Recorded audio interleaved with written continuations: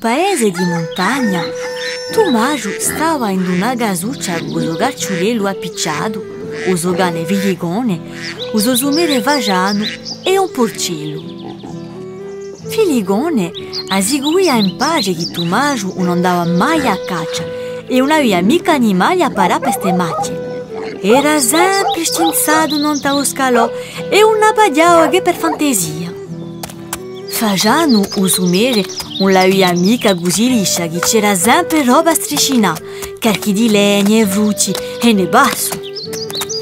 Ma il più disgraziato era il porco sempre gioso in sto garciulello buggioso, senza quasi mai vedere il sole, né può correre in montagna, né rumare i funghi freschi sotto i castagni.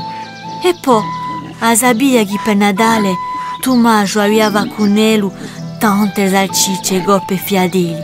Oh, ma che sorte malaetta!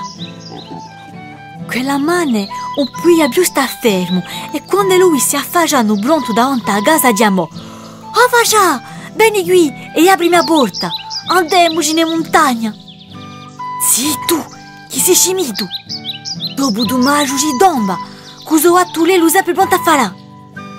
"Oh paura, oh gagaiulo, si bigliacco, oh la la leru." Quanto a me!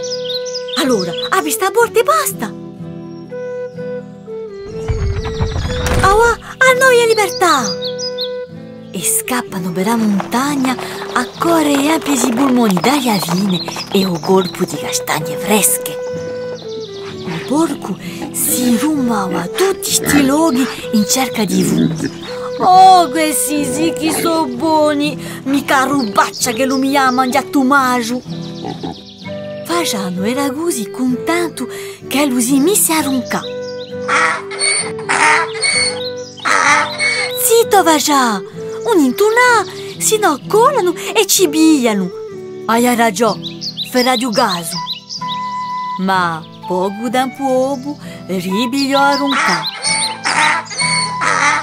Ora ricominci? Che t'ha detto? Ma stavolta Tommaso aveva inteso e un stede dante aggiunge guso adercio e occhi frusta so falati anche più presto che l'erano golati. Ma il porco aveva un cuore allegro che si aveva fatto a scappare in montagna ed era forse l'ultimo.